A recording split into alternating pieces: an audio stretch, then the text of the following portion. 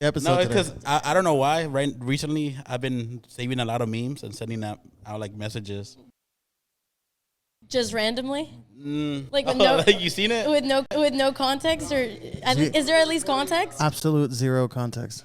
No, there's context. There's no context. There's no context. I be getting messages at like 3 a.m. Wait, I don't have my phone. No, it's okay. You don't have to show anybody. I could show you on Hutchies. It can be your secret meme stash. Yeah. Are we ready for the intro? That is the intro. We're not adding that on the intro. I'm the one that edits it. So. Albert, I swear.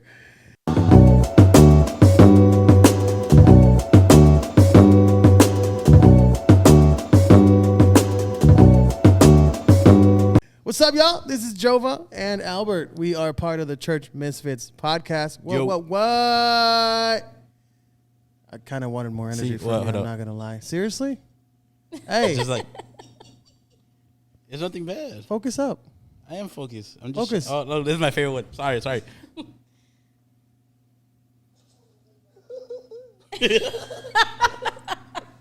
That's my favorite one. Come on. Okay. Woo! Yeah, but are you done? Yes. Welcome back. Welcome back. Are we sure? Yes. Welcome back, y'all. I know it's been a minute.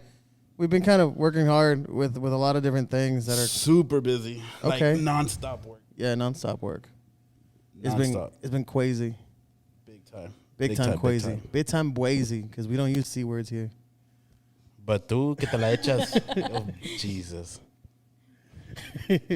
No, guys, it's been a crazy week. Just wanted to give you guys a bit of an update as to how everything's going. We're working hard on some new music. We're working hard on getting this tour or moving forward. Actually, by the time this episode comes out, the first stop of the tour should already have gone by. And plus, I still owe y'all one episode that I just haven't had time. This man has been on his Kung Fu Panda days, just lazy, bro. No, it's just I've been busy with work, with paperwork, and just the tour, networking, which I hate. Networking is the best, bro. I don't know what you're talking about. For you, you're a people person. I hate talking to people. He doesn't like talking to me. Yes, especially yesterday. Chill. We're not going to talk about yesterday. Okay. We're not going to talk about yesterday. Okay. We're going to talk about yesterday. It goes to show us that even people with bromances go through a lot of stuff, man. It's okay. It's okay, Papa. Sure. Just heal. Just heal, Dad. You're going to be all right. We're going to be all right. Get it. Anyways, what episode is this? Like, I believe 12? Brother, I've lost count. I'm not going to lie to you. But we do have a really special guest today. Yes. We're paisana. That's right, because you're from Salvador too, right? Paisana. Yes, I am. Shout out to Nayib Bukele. Yes. To who? Nayib Bukele. He's my president. That boy is a beast. He is so cool. Who's the I want to move to El Salvador just because of that. Yep. Just because of him. You know, I'm trying to get my double citizenship. Dude. Because of him. Low key, me too. Yeah. That would be really cool. He's a great person. You know, El Salvador was really, really dangerous. Like, me and my family, we were scared to go, but we wanted to see our family, obviously, because of the gangs and stuff. But he kind of changed everything in El Salvador. Like, there's none. Peace. No gangs at all. None of that. No gang members. None of that. They're all locked up. So it makes everyone feel safe to go to El Salvador. It's become like a big tourist attraction. Miss Universe was held there. It's awesome. Yeah, it's really cool. I got to bring him up here to the United States. Yeah. Well, he just came. He talked mess. He talked mess on the U.S., which really? I agreed. Yeah, I agreed. He was talking about taxes and everything, about we're not really funding the government. We're not. With our tax money. It's just for them to say we're funding them with our tax money, but we're not really. It's not really happening, because all they do is, like, they just print money. You heard of that part where he was just like, y'all just print money. Like, y'all don't really need people's money to fund the government. Just print some more money. Just make more money. Yeah. That's it. This man told America to get in their bag. No, he did. He did. Essentially, that's awesome, man. Yeah. Shout out to, what's his name again? Nayib Bukele. Hey, if you're watching this, we love you. We love you, man. We love you. I don't know who you are, man, but I showed him a video, and he was just like not interested. I'm like, bro. I don't like politics. That's whenever he won, get into politics. I love the speech. Like, oh, nosotros somos instrumentos de Dios. I was like, dude, I love that. Mad respect. See, that's the reason why I'm almost 100%. Well, I am 100% sure that El Salvador has become such a great nation now, because he's a politician that puts God first above it all. But he could also be the Antichrist. Who knows? Jesus. So never mind. No shout outs to Nayib Bukele just in case this man's the Antichrist. You over here speaking controversial. For real. My mic keeps going out. I don't know why. I think you gave me the crappy cord. Hey, you did it yourself. I think I gave me the crappy cord. Nah, like I showed him the video. He didn't like it, but just for like a little background. Wait, just a little back. You said I didn't like it. You said I didn't like it. I didn't say I didn't like it. You just said you don't like politics. I just don't like listening to politics. That's different. Anyways, it's different. Anyways, like just to do a background of what the situation Salvador was do a background facing. check on Salvador. No, like you couldn't even go down the street without people like, hey, give me your money, or we know where you live, we know your family, and then like you either pay for protection or you get killed. No, I get that. No, it was really bad. Like just to live in your own house, you had to pay rent to like, you know, like you had to pay double rent. Double rent. Nah, Dad. Nah, bro. Yeah. Business owners had to give.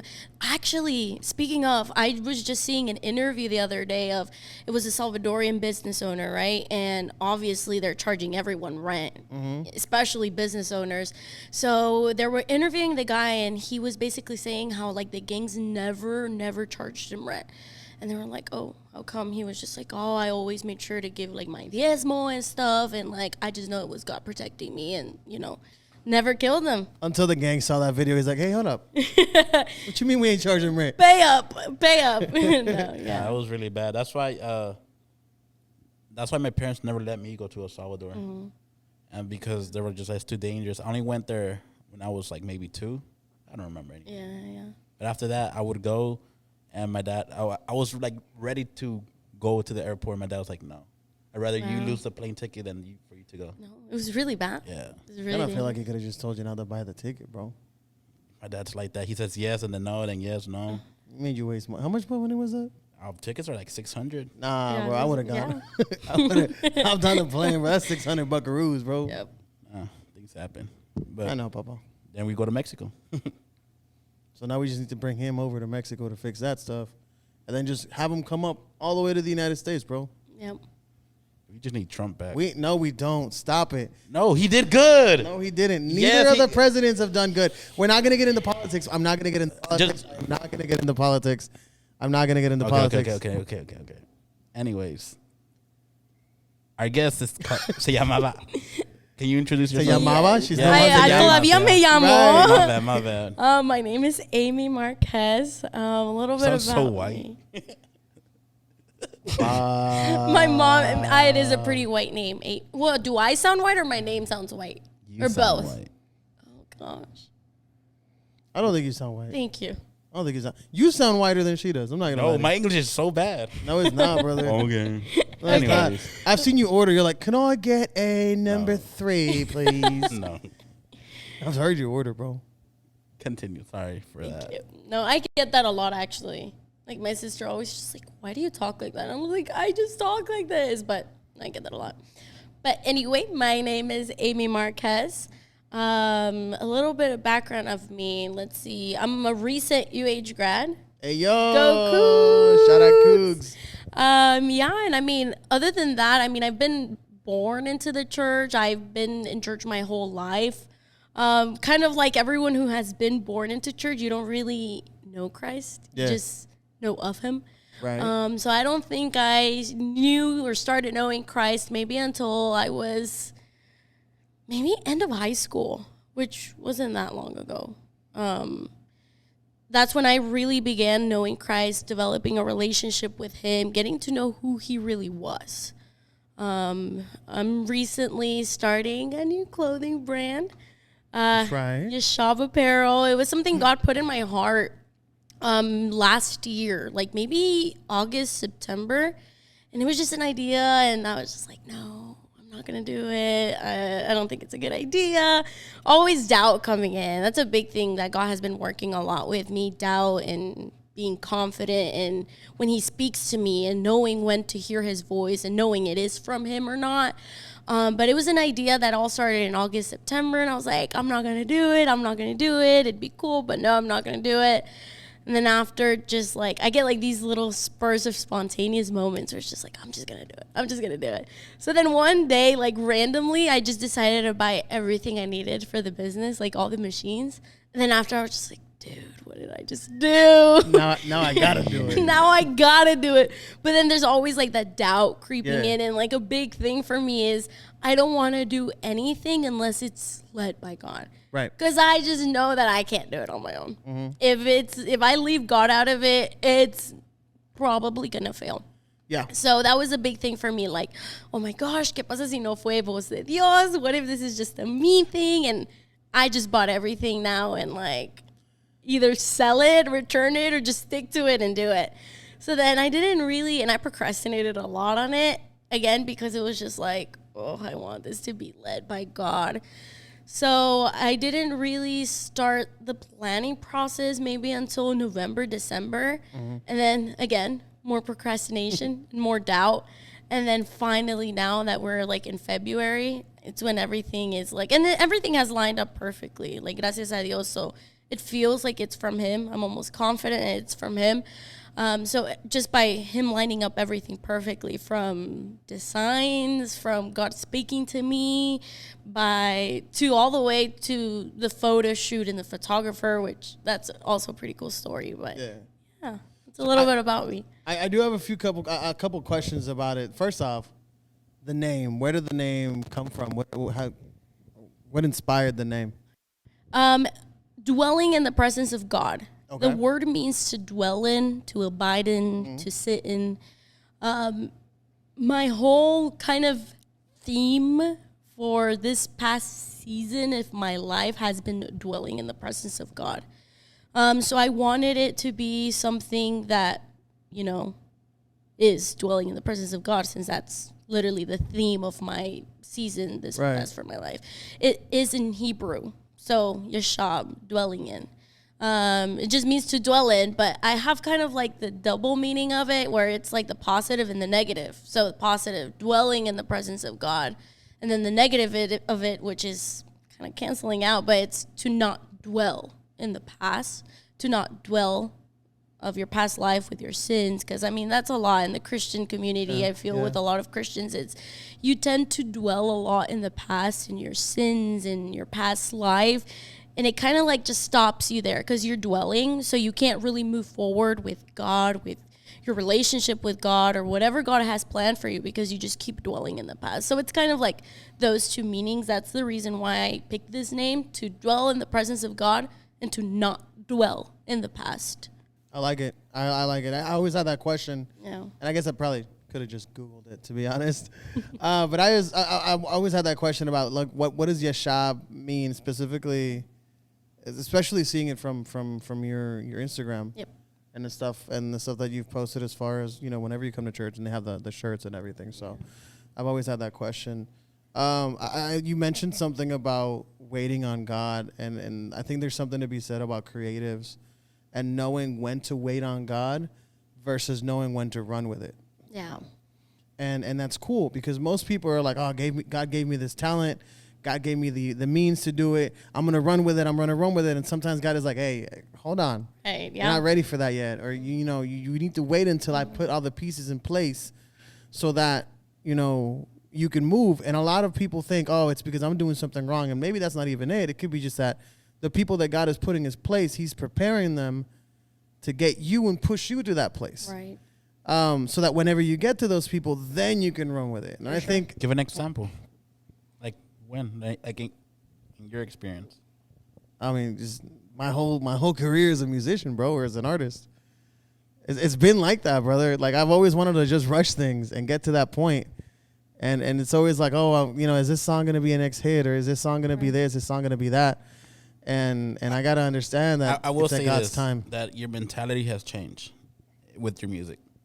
Because whenever we got reconnected, you were like, my goal is to get famous. Yeah, and that was legit my goal, nah. man. I was like, nah. That was legit my goal. That's why it's not working. Yeah. Right. And now look, now what do you say? Oh, to glorify God. And then There's not even that. There's yeah. 3 steps. To glorify God, family, for my family, and to help kids. my community. and then look at how many doors God has opened. That's right. And that's why I'm able to look at what you're doing right now. You're starting up right now, and seeing the amount of growth you're doing. I know it's because you've waited on God's word and you've waited on God's say so. For sure. To do that. And that was what I didn't want. Because trust me, I wanted it to be like rushed. I wanted it to be like quick. Like when you get an idea, like you get excited and you're like, oh, I want to do this now. And I want to let the whole world know about it. But it's like, oh, I have to wait. Yeah. And the problem with that is, as a creative, you're like, if I don't do this now, I'm going to lose interest in it. It's not 100%, because I get bored. Yeah. Like, I always am constantly looking for something new to do. Like, I just graduated. I'm like, okay, well, now what? What's next? What? I'm just going to sit on my butt, work, and that's it. I have to constantly be doing something. I was studying. Okay, well, now what? My issue was always sharing, like oversharing with people. Whenever I had an idea or something, I would overshare, and then they would beat me to it. And I'm like, oh, that sucks. I'm like, okay. But then they're out of nowhere, like in a month or two, they stop, and my thing's still going. I'm like, oh. Yeah. So they were just trying to beat me to the finish line, but it didn't work out. You want to know something worse? Whenever you overshare and then things don't give how you wanted it to give, that used to be my issue. Like, I used to be like, hey, nah, I'm gonna release this, I'm gonna do this, I'm gonna do that, I'm gonna do this. And then 3 months later, it's like, hey, bro, what happened? I thought you were going to do this. I thought you were going to do that. And to me, that was more embarrassing than not even making it. Like Independence Day? Like Independence Day. Independence Day is out. I don't know what you're tripping for. Now, okay. Anyway. New song? Old song. That it's a remix. It's a remix. Okay. I love this. I love that song so much that I paid for it, and I still haven't re-released. There's some issues with it. I have to clear the sample. All I hear is excuses. That's all I hear. Moving on. Anyways, but I do see the growth, because I'm gonna be honest with you. This came out, at least from my point of view, from my perspective, this came out of nowhere. Yep. And that's what I like to see with young creatives such as yourself. I like to see that explosiveness out of nowhere. Nobody expected Amy to come out with a what is it, a clothing brand? Clothing brand, yeah. Yeah, nobody expected you to come out with a clothing brand, but you did. And in the level of quality that you're doing it, and in the level of godliness that you're doing it, is an inspiration. It should be an inspiration for younger generations. Thank you. Yeah, and that's what I wanted it to be like. Because I didn't want to, like, not a lot of people, like, knew about it. Only, like, my close group of friends, which is honestly like majority. She's trying to say that we're not part of her close group of friends. No. I don't know if you caught that. No. I don't know if you caught that. Joe, but you actually knew pretty early on. I don't see you like that, Albert. But no, I don't go to your church. Exactly, Hey, that's papi, why. but I see you like that, bro. No, as in like no veo mucho. We're literally together every day, bro. We're literally together every day, and then It sounds like as soon as I drop him off, he's like, "Hey, are you online?" What I meant with that comment is that you need to start coming to church. That's more. right. Our church. I go to church. I go to church. He goes to church, not ours. Tienes que reconvertirte, bro. Hey, man. We need to see you at Taller del Alfarero. I You have don't know to about go. that. Why not? Yeah, man, I get paid here. It's a joke. It's a joke. No, but This video has been brought to you by Vida City. Well, it is brought to you by Vida City, but I did not get paid. I wish. That's funny. I wish. No, but yeah, I kind of wanted not a lot of people to know again, because it's like, okay, it's an idea, and obviously I want to execute it the way I have it in my head, but what if it doesn't go the way I plan it to go? Or what if it just completely fails? Or what if the people that you tell completely just show that they don't believe in what you're trying to do? Yeah. Or even worse, like you said, Albert, they just go ahead and Take steal, the idea and just and they run steal with your it. idea. And honestly, like, I don't think with like my group of friends that was ever a concern. Because I mean, I think I've got some real ones on my team. Well, I thought so too. That's scary. That's the scary part. But it wasn't even my friends. It was my own family. Are you serious? I'm not gonna call out name. No, call him out, bro. Call him out. Nah, it's not. It's just situations that I've been that.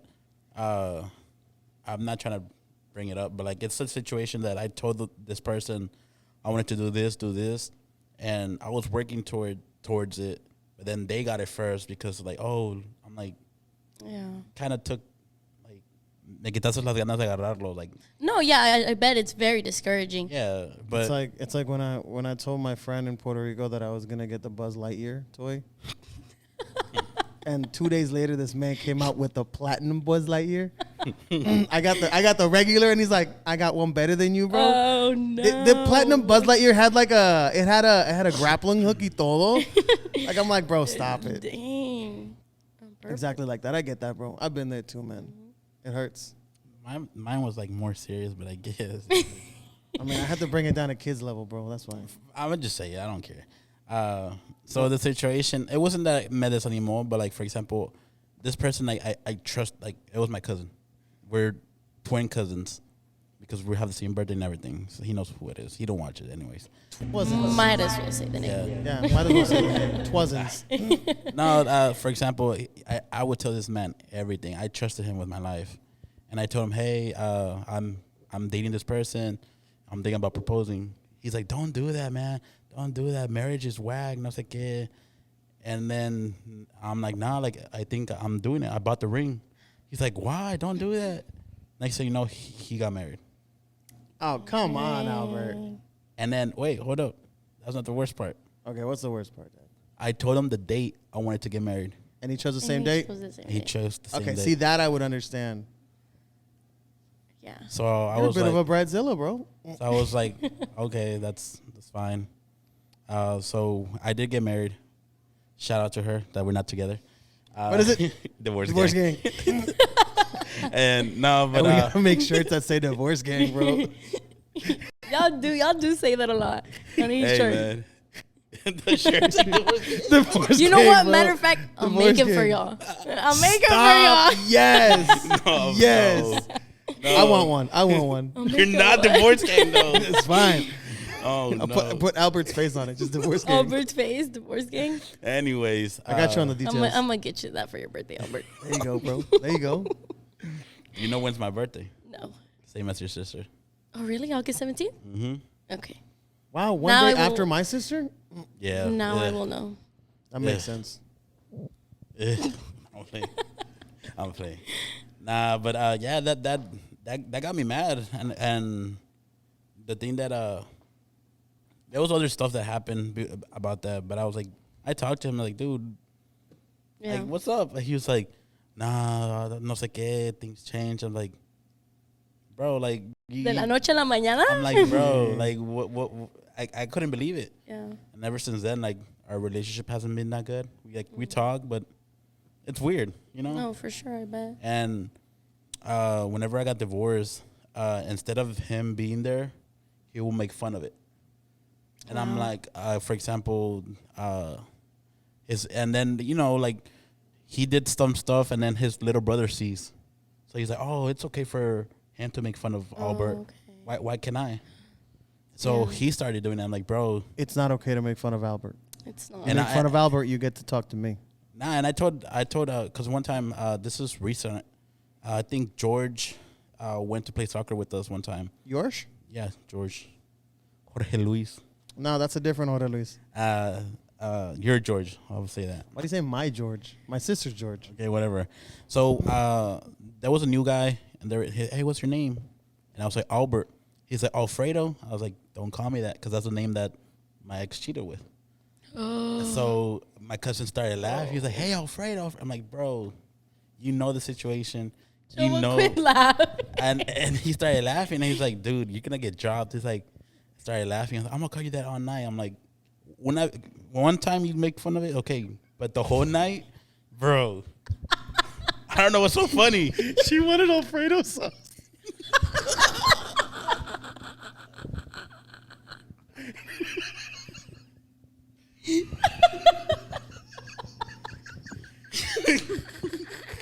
Well, she got the sauce and everything else.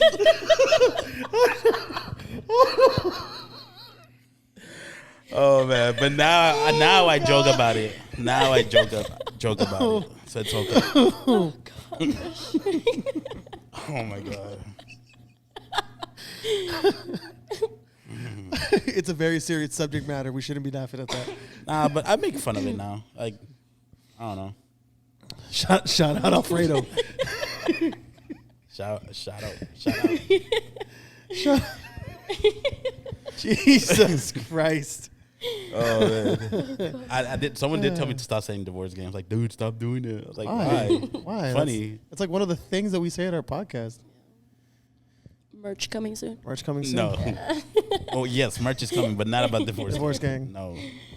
I got you, Dad. No. I got you. I'm gonna get you a shirt. Divorce gang. No. Dude, I know you will. So please don't. I'll pay the $63 at Lobo Arts. Anyways. Oh man. Oh God, that was a good laugh, man. I haven't laughed like that in a few. It was a good one. So what? I don't make you laugh? No, you make me laugh. You make me laugh. Josue sent me a message. He said, "Te pasaste." Josue's over there. Hachi. Hey man, he shares everything with me. So. Hachi said, "Hey man, chill out, bro." Oh God. Can't be doing that. Fool. Can't be doing that, dog. That's how you know that he hasn't seen the episodes, because we joke about that. We do. Oh God, About my traumas. That was good. Look, man, if we can't make fun of our own traumas, what are we doing in life? Right. I've been through hell. So it's okay, Dad. It's okay. You're gonna be all right, man. Oh man. Okay. I need therapy. So, we do have a couple questions for today. Yes. So we I'm usually an iPhone 16. we usually send out questions on Instagram and have people ask us questions and stuff like that. So we're gonna do.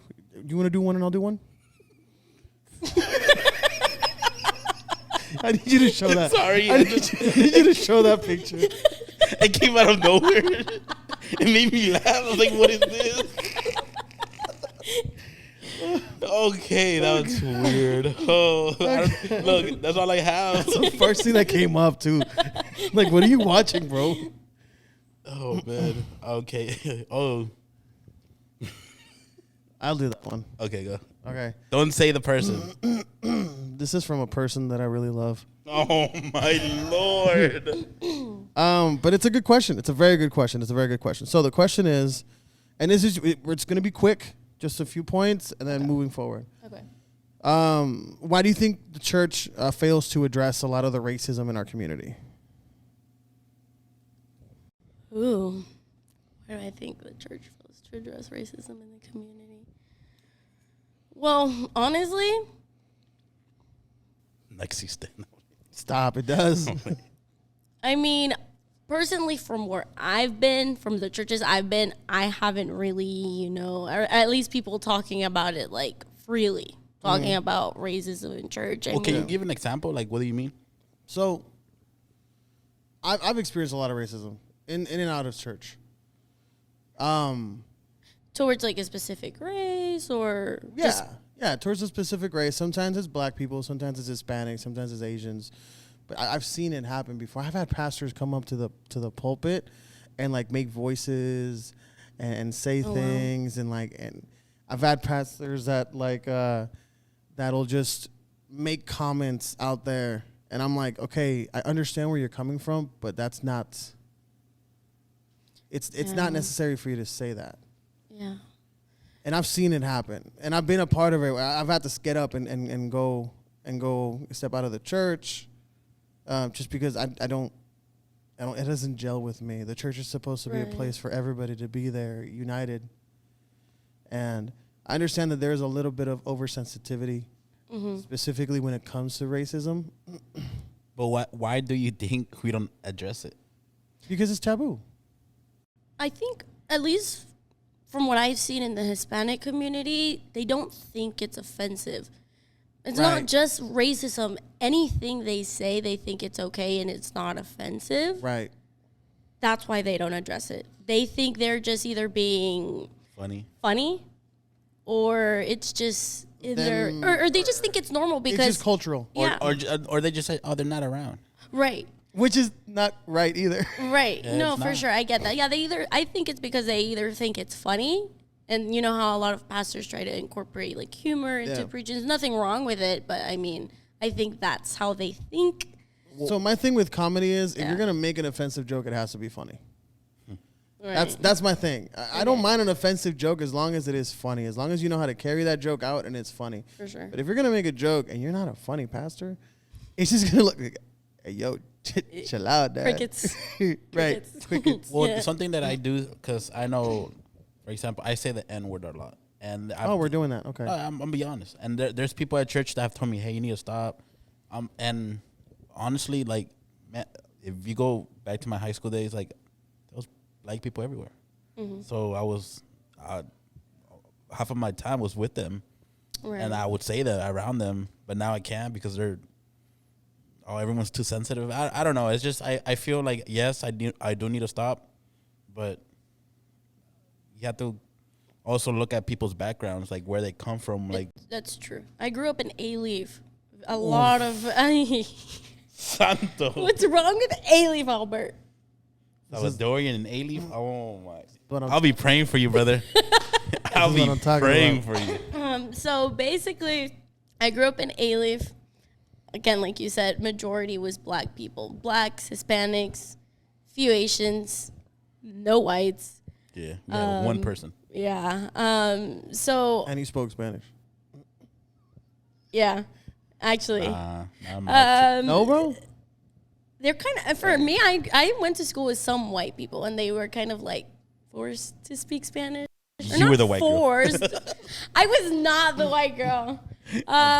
No, but yeah, I mean, like you said, background matters a lot. Yeah. Because, I mean, everyone was saying it, from the Asians to the Hispanics. And, I mean, the black kids didn't mind because, I mean, you know. I feel like we've entered into a space nowadays where it's the words you say now that count more than the meaning behind it. And in a way, it's a good thing, but in another way, it can be very detrimental to our communication. I'm not making a case for saying the N-word or anything like that. But I understand the cultural aspect behind it, and I understand that, you know, sometimes that's the language you were born with, or the language you were born around, and the people you surrounded yourself with. So you had that. I don't know. To me, I feel like the church should address it a little bit more, but not to the point where it's all they talk about. Yeah. Next question. My bad. No, he's sending tweets. I was texting. Anyways, it says, "What makes people not see when a church is in the wrong?" We just had a conversation about this on the way over here with that church. Oh yeah, La de, I'm gonna say it because Universal. Universal. La de pare de sufrir, yo. Para de sufrir. Yeah. You know, you see the videos and compra I just la feel rosa de, they're brainwashed. yeah, Oh, compra for la sure. rosa de Guadalupe y te sanas todos los dolores Oh, and stuff yeah. like that. People follow that like crazy. That's scary. For It people is. to think that they can get healed just by paying, and like, Yeah. I mean, if only they knew. Right. And if only it were real, that's all I'm saying. If only it were real, I'd be like, hey, yo, let me catch like 6 of those. No, but even in the Christian church, I'm gonna say it. Like, there was a one time that I went with. Doesn't matter. They invited me to a Christian church, because they knew I was Christian. They were Catholic. Like, hey, acompañanos, so you could tell us what's going on. So, all right. And out of nowhere, after the service, I told them, I'm so sorry. Not all Christians are like that. Because the first thing the pastor, when he was preaching, it's like, I believe 5 people que van a dar $500 y van a ser sanos. Oh, no, bro. I was like, excuse me? And then they're like, there's 2 people que van a dar 2,000 y sus problemas se van a ir. Here's the problem. You have I'm like, people that are. bruh. How many people actually got up and gave $500? A lot. Right. How many people actually got up and gave $2,000? There was like a few. Right. That's the problem with it. Because you buy into the doctrine, you buy into the person, into the pastor, as opposed to buying into the word of God. And that's the issue. You got mega churches doing the same thing. And it's because, hey, you know, this is the pastor that is famous, or this is the pastor that does this, or does miracles, or does this, yada, yada, yada, yada. And you're focusing on the wrong thing. You're focusing on the pastor. That's how cults start. Yeah. I've seen some crazy things. I honestly don't remember who it was, but I saw this preacher. He was preaching and he was talking about healing. And he made an altar call. Whoever needs healing, please come up. Randomly, he goes up to a person that came up and he asks, I guess, one of the ushers for gum. And then the usher gives him a gum. He chews it. And then he spits it out. And then he tells the person to chew that gum. And if they chew that gum, they're going to get healed. I'm okay. Yeah. I'm all right. I'm all right, too. You know what, guy? I like my wheelchair. Yeah. No, yeah, I've seen. Like, yeah, no, my dad. No, my dude. No, my dude. I'm okay. I'm okay. Oh, I've seen crazy things like that. We're not doing that. every time I hear the wheelchair, it reminds me of that time from. Okay, so I'll just say it quick. 'Cause I love this story. So when at my uncle's church, había una hermana that she was in a wheelchair. Like she had knee surgery and le hicieron algo mal. She could walk, but le dolía, so she was always in a wheelchair.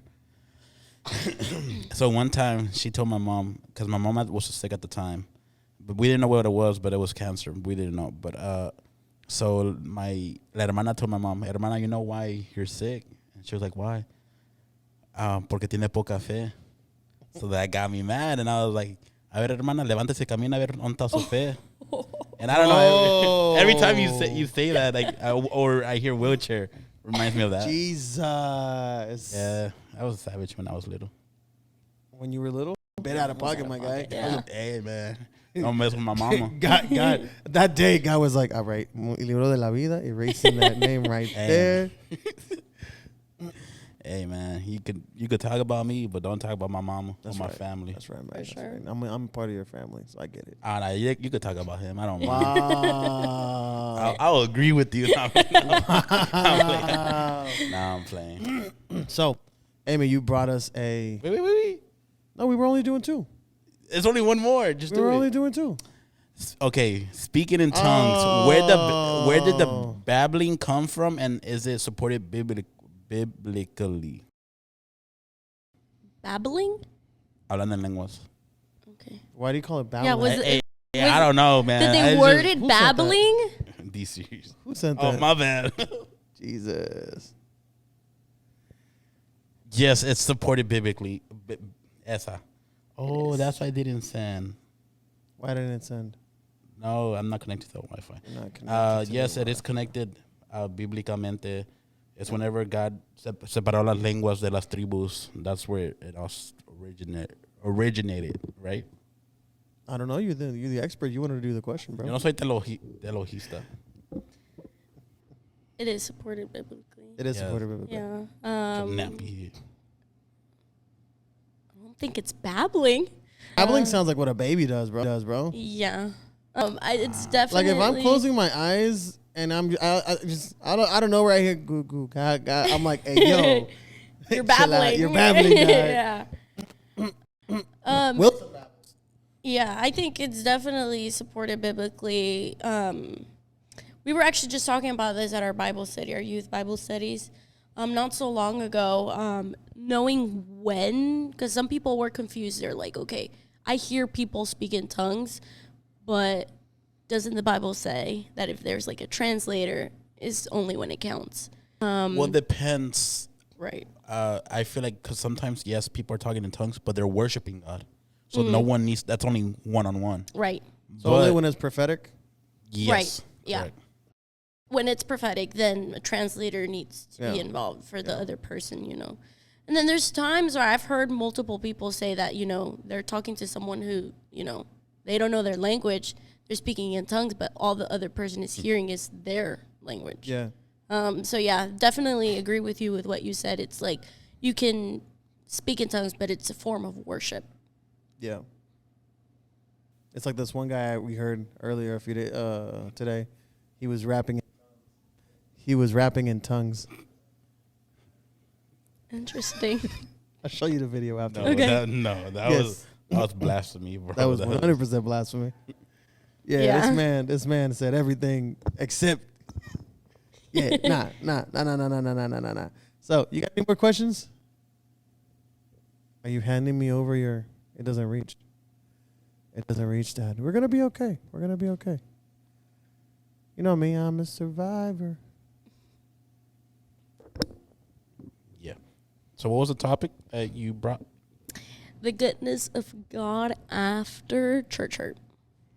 Elaborate. I feel like a lot of people just talk about the bad stuff of church hurt. Mm-hmm. And I get it. It's okay to, talk about it. I'm actually going to get into that. I'm going to talk about the bad. But I don't think a lot of people go and explain and go into depth of what happens after that. Got it. And how good God is, in the midst of the hurt, in the midst of the trouble, tribulation. Well, in my opinion, it's sad to say that I think it's necessary to be church hurt in the way that, for example, for me, if I wasn't church hurt in my last two churches, I would never be here. I agree with you. So, maybe not for everyone, yeah. But for my specific situation, I know that if I wouldn't have gotten church hurt, I would definitely not be where I am right now. So, I'm not saying, for people that aren't believers, I'm not saying every church is going to hurt you.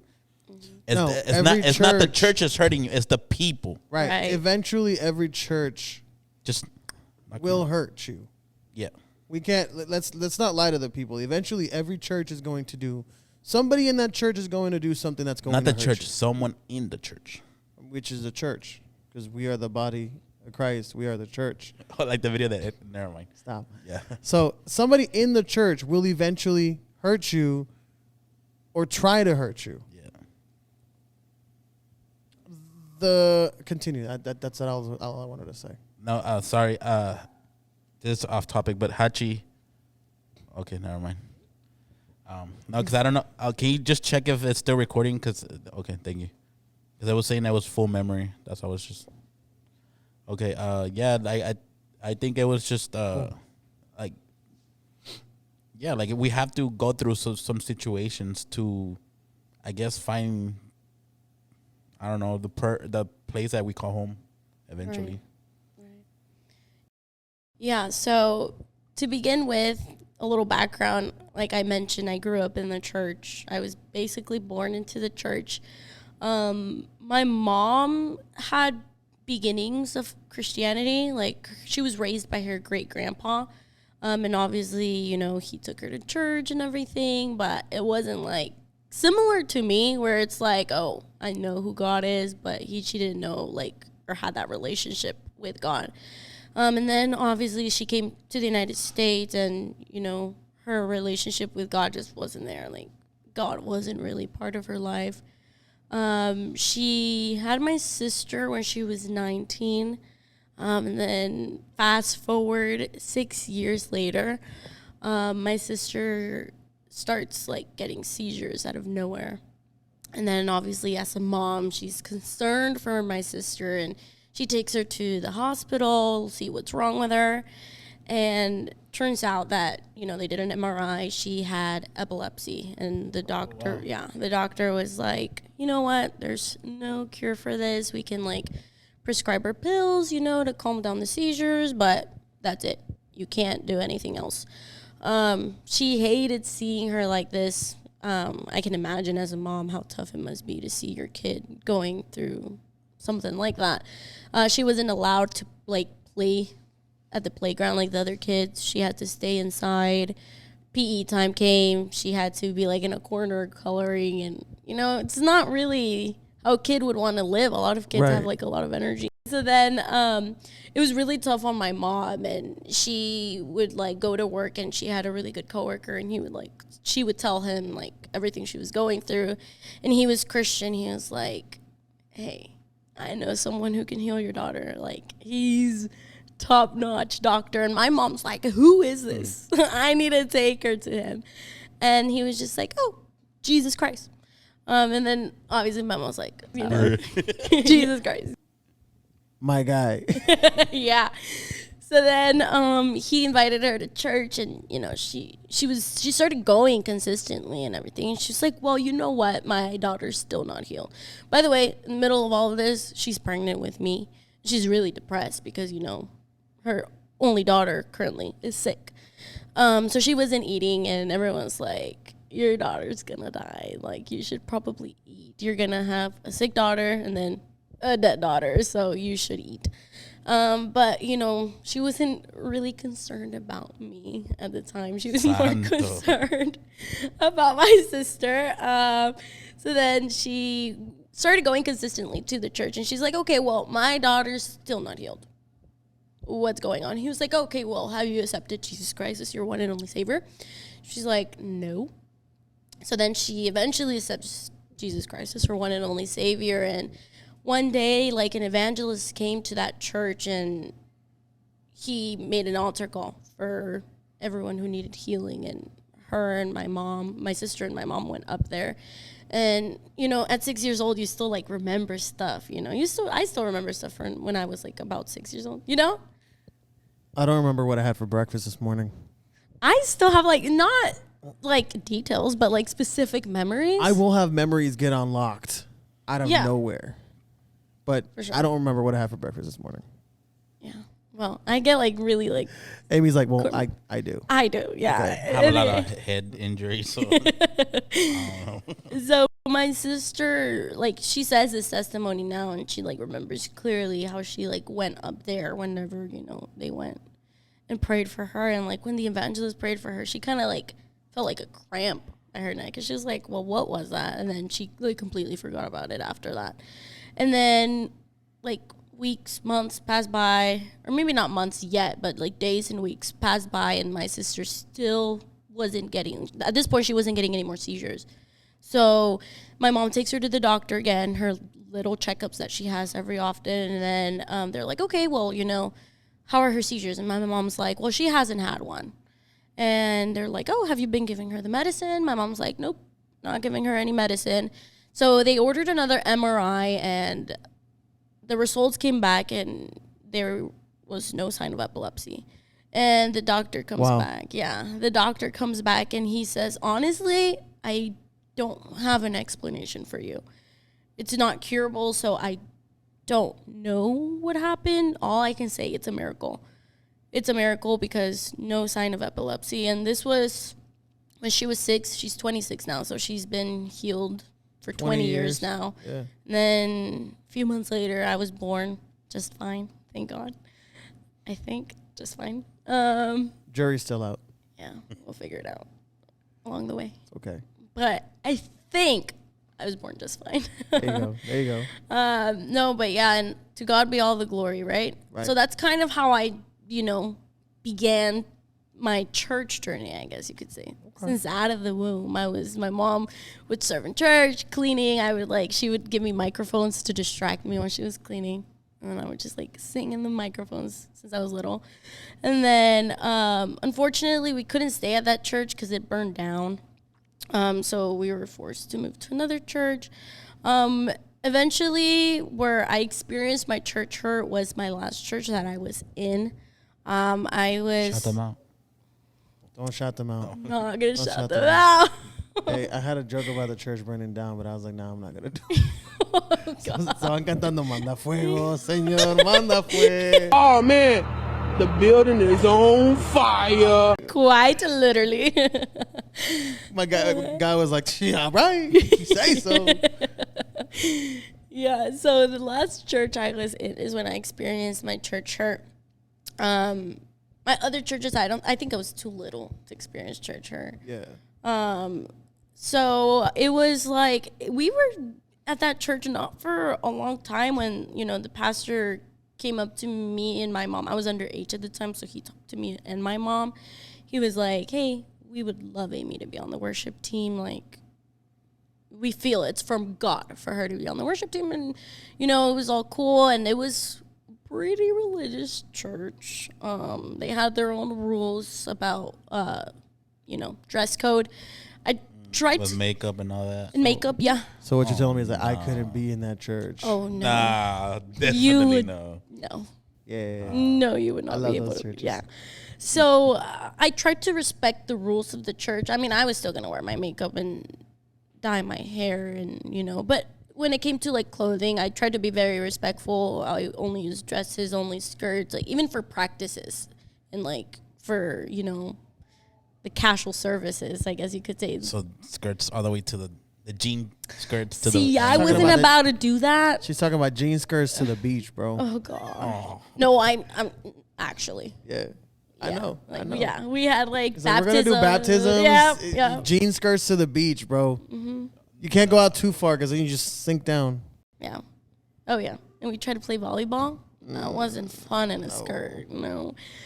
So my mom knew what kind of church it was. I knew what kind of church it was. So we both kind of gave the heads up. Like, yeah, I respect the rules from your church, but outside of church, I wear pants. Right. I wear leggings when I work out. I wear shorts when I go to the beach, And they were like, the pastor was like, it's okay, hermana. I know, but God's going to work on her if he needs to work on her. Jesus. So he didn't need to work on you. I don't think he needed to work on me, but then go. I was, so all this time, it was like 2 years. I was actively serving on the worship team for 2 years. If it wasn't playing piano, it was singing. It was majority singing. You play piano? Yeah. I didn't know that. She also plays the guitar. I know that. Oh. Very little. Plays the guitar. I feel more comfortable on piano than guitar. Gotcha. We remove Hachi. You're not on the team no more. Hachi, I'm a replace. I just want you to sing, bro. Actually, just yesterday. I heard him hit a note yesterday from the house. I thought one of the cats were re-dying, bro. It was funny. Pastora came in. She was just like, "Are you okay?" And he was still holding it. She was like, no. "Are you okay?" Actually, you have a beautiful voice. Don't let anybody tell you any different. Well, Pastor just told him Better than yesterday. Melvin. There you go. I don't like your voice. It's funny. Oh, no. Pastor told you? Straight up. He didn't like your voice? I like your voice, Albert. Straight up. It's funny. Wait, what happened?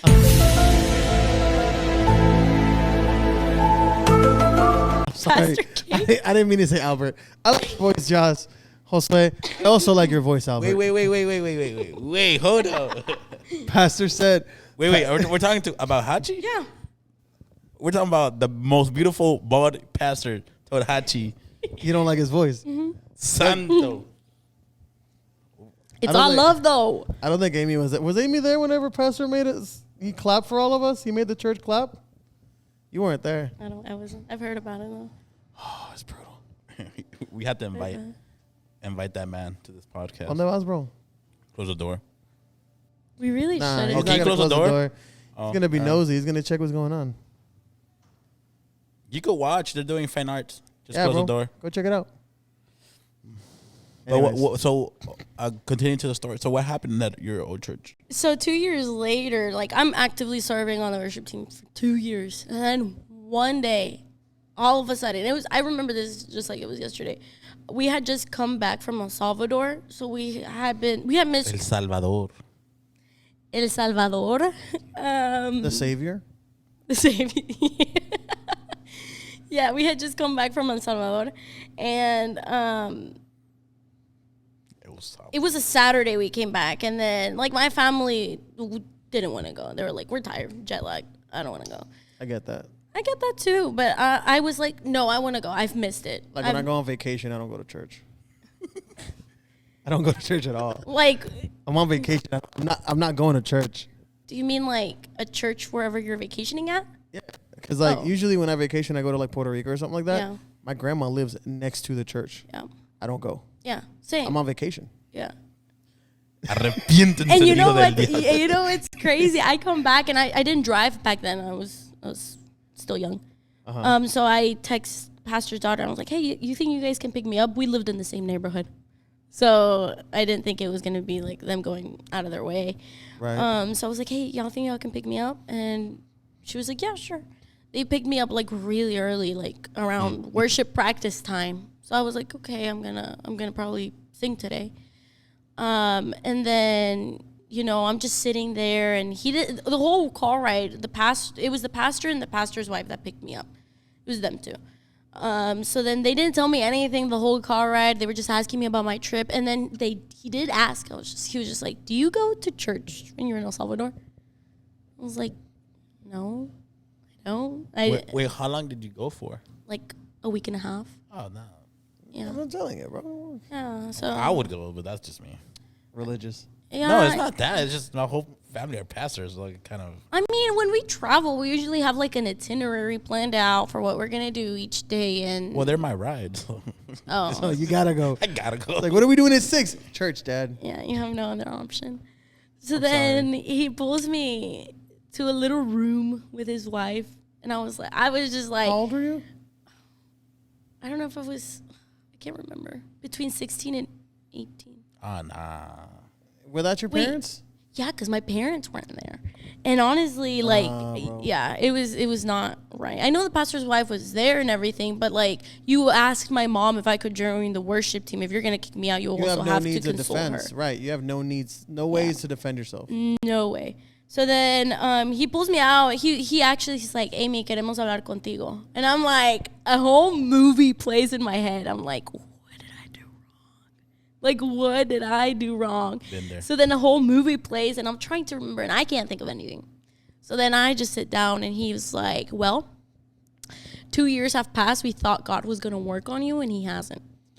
And I was like, Hey, yo. and I was like, what?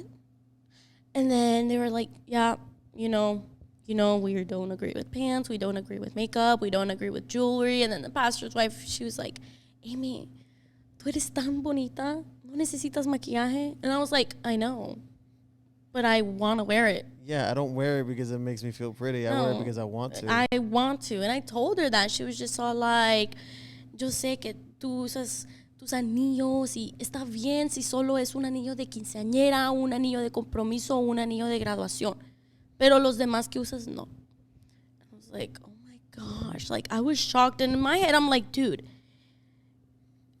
don't you think if this was something they've been feeling, they would talk to me a little sooner than 2 years? Oh, nah. I was serving for 2 You'd be years. surprised. I was devoted. I gave my everything to it, I would sacrifice a lot of other things to be at church worshiping, to be there for practices. It was a lot. So they're over here telling me that, they thought God was going to work on me. And then the pastor's wife told me that her husband was just excited to have me and my family at the church because we were also good friends, and that's the reason why he put me on the worship team. So he lied when he said that God told him. Yeah. And then That hurts even more, bro. It was really hurtful because my whole thought process is, man, like before this happened, like when I was on the worship team, I feel like that strengthened my relationship with God. Cuando tienes un privilegio, I feel you don't need it, right? But I feel like when you have un privilegio, that holds you accountable to stay in connection with God. Right. Obviously, you shouldn't rely on just that. But having that privilegio, But you learn to do stuff for God. you do. Yeah. You do.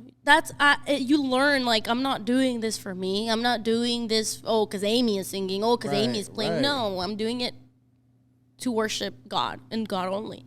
So then now it's like, whoa, like this whole time that I'm feeling the presence of God when we're worshiping, this whole time where I'm feeling fulfilled when I'm worshiping, you're telling me that was never from God and that was just all me and all my emotions. Like a lot of like second guessing came into like my head. I'm like, oh my gosh, Like, what's real? What isn't? Well, yeah, I didn't know what was real and what wasn't. Like me feeling the Holy Spirit when I was worshiping, was that fake? Was that just me convincing myself that I was feeling the presence and I really wasn't? It's like it does take a really big mental toll on you. And when she told me that, I was just all like, I told her, I was just all like, you're telling me this privilege never came from God? Because to me, it felt like it did. So if it didn't, now I'm confused and I don't know what's real and what's not. I don't know what to believe. I don't know. Yeah.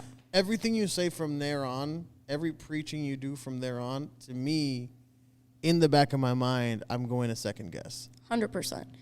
So then she tells, and then I asked, because I was like, you guys picked me up really early. Like, And y'all didn't mention anything in the car. Were you planning on having this conversation with me, or did you just decide? So my question in my head, I was like, please tell me your parents picked you up. Yeah, hold on. I'm getting there. I'm getting I would have been like, so. They would have In the sat me down car. and told me that, and I was like, "You mean to tell me you picked me up just to that kick early? me out? Just to kick me out? No, that early, actually. and didn't even give me enough time to put my makeup on." Actually, or not even, because I woke up extra early to put my makeup on. Okay, there you go. But- You're good. You're good. I lost my hours of sleep. You know. That's it. Yeah. So I was really confused, and I was all like, were you planning on having this conversation with me or not? Because, I mean, you didn't mention anything in the car. My question to you is, did you pray about this? Like, did you pray about making your decision? Right. And then he didn't. I don't even remember, but I just know he didn't answer the question. He kind of just like went around it. So then conversation's over, and I mean, now I just have to sit through worship practice. Yeah. Thankfully, it was almost over because service was about to start. But where else am I going to go? It was a small church.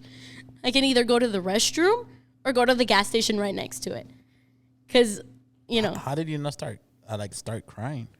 I was holding. I cried a little bit, but She's like, my makeup. no, I was like, I took hours of my makeup. I'm not gonna cry. No, I did shed a few tears, but I was just like, I'm gonna suck it up.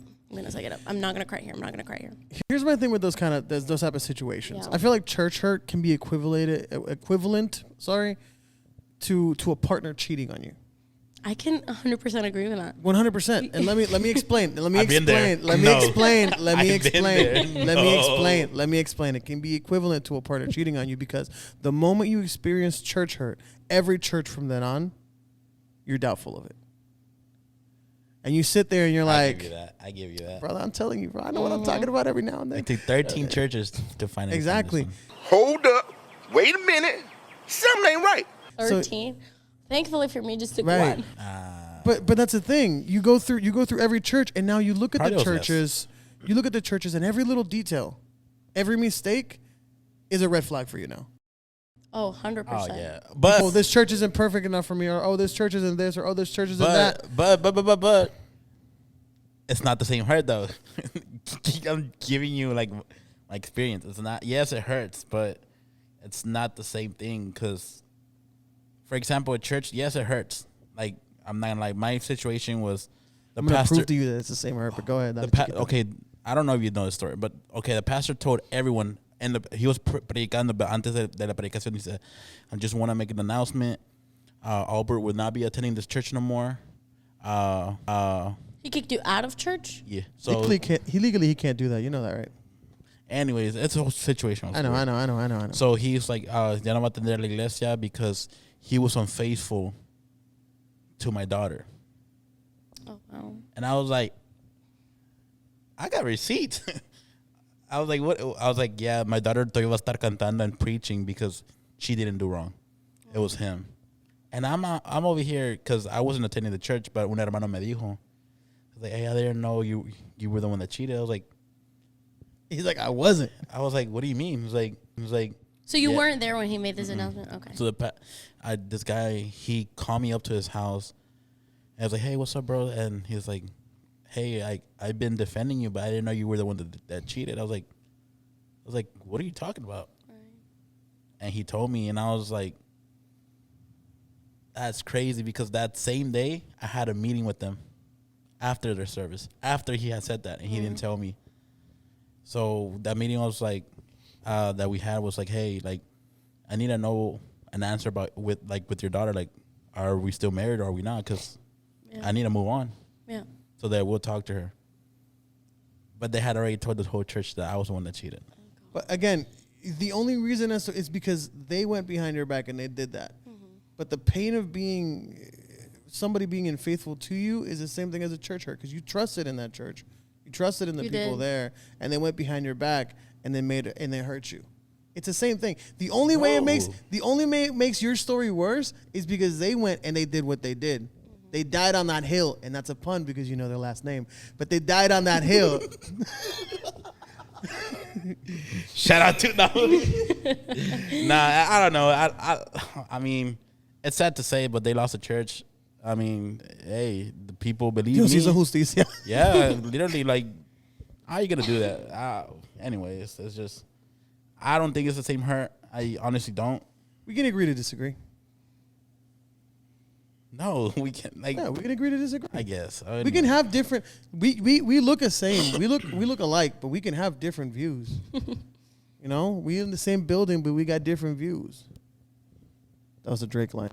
I got you. Nah. Come on. Aquí somos hijos de Dios, hermano.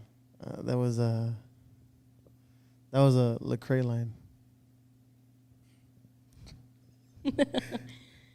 Continue with your story, Amy. I'm sorry. So I wasn't like obviously I wasn't about to stay there and have them drop me off home because I mean usual routine after church, go out to eat. I wasn't about to go eat with them. Can you imagine sitting at Denny's with them, bro? No, I wasn't about to sit at Denny's with them. Matter of fact, any restaurant. So I text my mom. I'm like, I texted the group chat, the family group chat. I'm like, I just got kicked out of the worship team. Please pick me up. That's all I did because I don't like texting during church. It's like it's just like what did you tell him? That's all I said in the message. And then my mom, well, she's Salvadorian. She's very hey, escucha. crazy. She walked. So Salvadorian moms. You did this whole thing just so. Okay. I know, isn't that? Salvadorian moms are crazy. Preach. Crazy. I just knew she was going to go. I was scared that she was going to interrupt the whole service.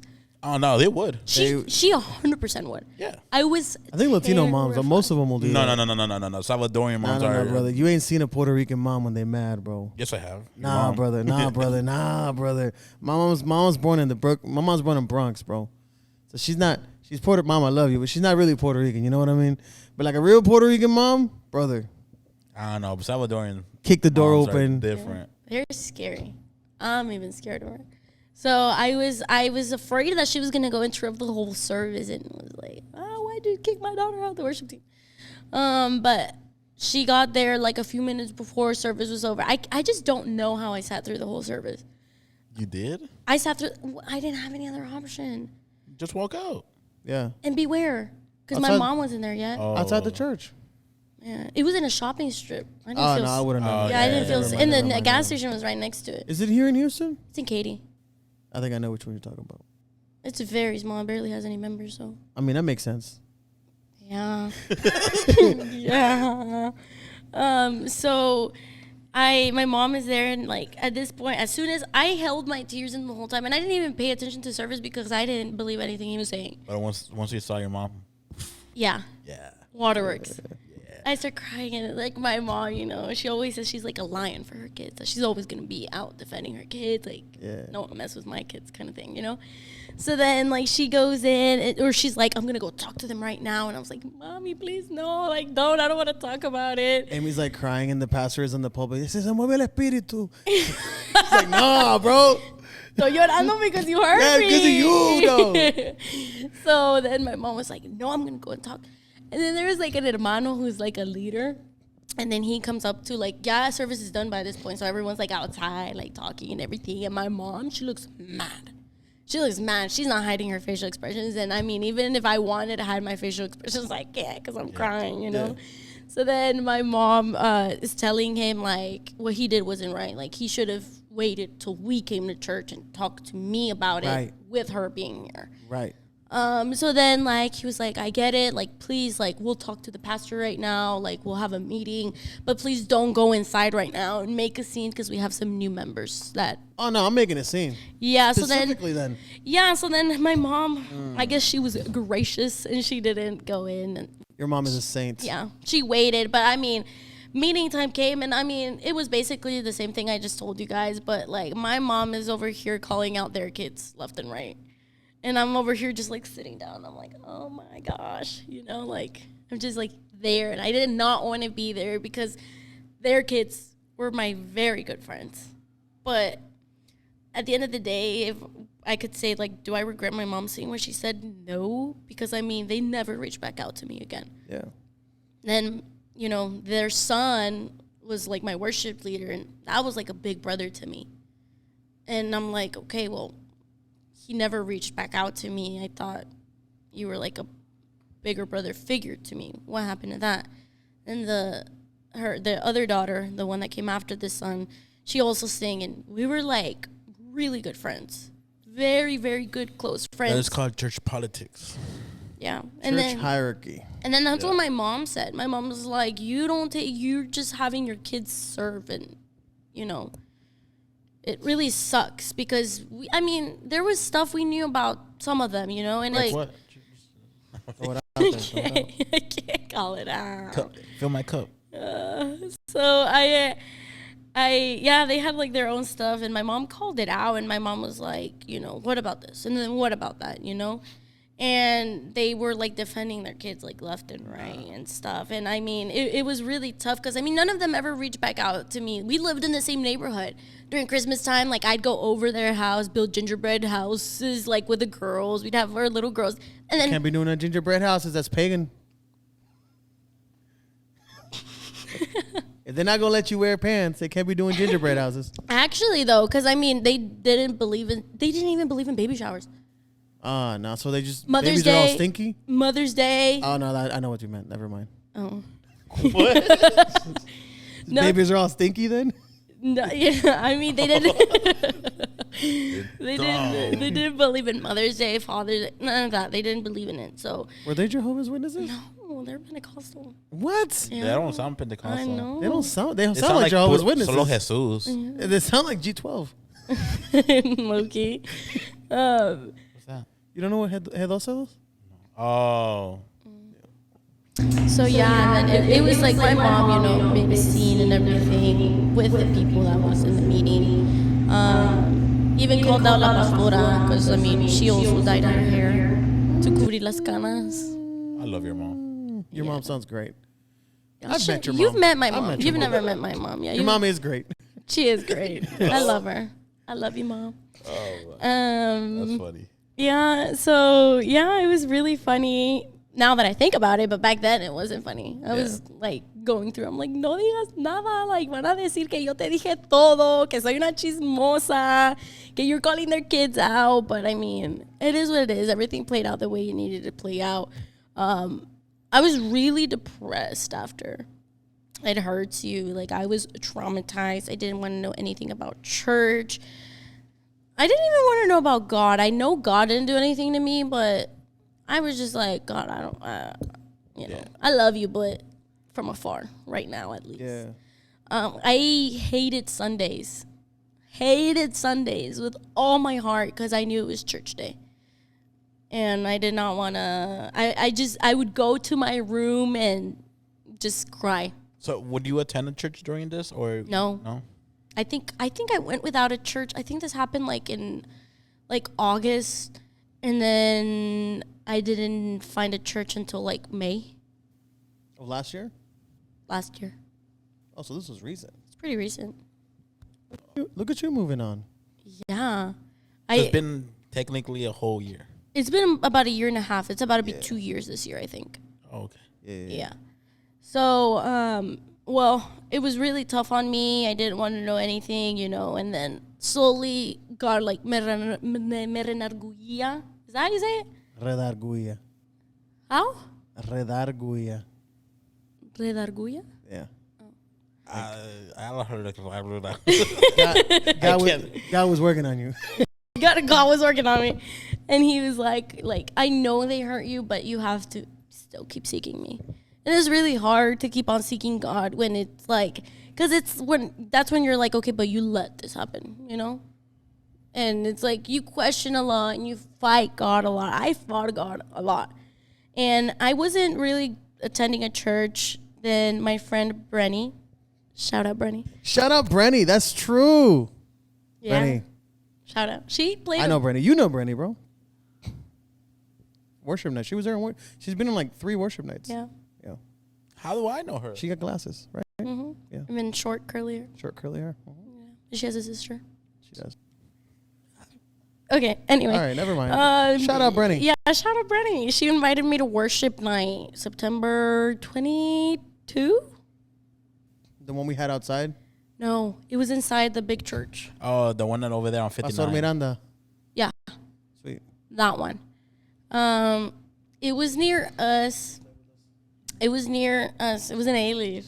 It was an A-Leaf worship. So we went, and honestly, I had no expectations. I knew I was going to see people that didn't go to my old church, but they were friends with a specific other church, and they were really close, and they, in a way, hurt me as well. So we kind of get the hints of what's the church. Maybe. What are you talking about? There were like 16 different churches. No, there's a lot. None of the ones that participated. I know. I got it. Yeah, you're right. Now I have an idea. Yeah. But I was like, I have a feeling I'm going to see them, but hopefully they just don't come and I don't see them. Thankfully, I didn't interact with any of them, but it was kind of... Hopefully they don't get saved. Not that. I really hope they do. But I was just, just there, just no expectations. Let's see what happens kind of thing. Yeah. Just worshiping and then... Oh, okay. No, sorry. Okay. No, this You gonna let it finish, bro? Or? No, because this is where God spoke to you and your sister. How do you know? Your sister posted on Instagram. Oh. The video that she always posts, that's at that church. Yeah. Yeah. So then that was a day, like, God spoke to me and her, like, individually. And I think even together, I don't remember. But individually, he spoke to us in a crazy way. And it was by no other than Pastor Jorge Marcia. The most beautiful bald man. I don't know who this man is, but he sounds like a great pastor. He's a great man. I love this man like a father. I tell everyone this. I've never experienced loving a pastor the way I love Pastor Jorge Marcia. I love this man like a father, I'm telling you. Shoot, me too. I'm telling you. Me too. Beautiful bald man. No, beautiful bald man. Beautiful bald man. We got to have him on the podcast one day. You have to. Yeah, it's only right. We'll just put subtitles in English. Yeah. There's going to be a lot of editing for you, huh? You got this. So he like speaks, like he's been following me for at least a year now. That's basically how it felt after the word he gave me. Yeah. You're the pastor? Yeah. She's saying that the way he spoke. To me, it's as if he followed me for a full You thought she was saying Dad was stalking her. No. Nah. No. Like, that's kind of... Okay. No. Yeah, so it was beautiful. It was a great experience. After I kind of got to, I kind of just said hi to everyone. That was it, left it at that. And then that was in September. And then try to continue my relationship with God. I think it's really hard to continue a relationship with God without a church. Yes. Not impossible, just very difficult. Very difficult. Actually, it is impossible. No. Yes, because the Bible talks like, yes, it's not necessary to attend a church, but it's at the same time it's necessary to grow spiritually. So if it's not necessary to attend a church, how is it impossible? Because who's gonna keep you accountable? Just trust me, bro. Just trust me, bro. That's your reason. Just trust me. I know what I'm talking about. I never said trust me. No, but you said because. Just because. Go ahead. Continue. Sorry. Yeah, so I was, still not attending a church. I mean, I try to keep my relationship with God as much as I could, but it was still very difficult not having a church. And, we would try. We weren't even trying to find churches because, we were traumatized. So, but then there was a point where it's just like, okay, we need a church now. So it first started off with just me and my sister, attending or visiting a church. We only visited one other church before reaching El Taller. Yeah, it was a rebound church. Yeah, but we just got there for like we were just there for one service. Right. That's it. And me and my sister were just like, mm-mm. How did you find El Taller? Well, Haji invited us. And who is Haji? Haji is that guy that's right over there. You want to come up to the camera, Haji? But like, how that's the thing that. So y'all met at the worship night. Yeah, well, we kind of just knew of each other. That's it. And then he followed me on Instagram, and then he followed me on Instagram. I have so many questions now. And then he invited me to church, and I didn't want to go because I was church hurt, right? But we'll ask you those questions later, Haji. So then afterwards. It's me. Perro. That's hot. That's Okay. He told us don't ask her quick. To make him not feel uncomfortable, but he's the one that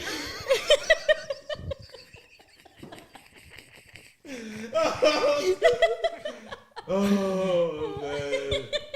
Yeah. I just gonna walk out. So then afterwards, we went to this other church. It just didn't feel right. It didn't sit right with us. We're really used to like the Pentecostal, like fire, like praise and worship, like a Pentecostal person. Stop laughing, bro. They're probably like, I hate these guys. He's like, this is why I'm not buying no shirts from y'all.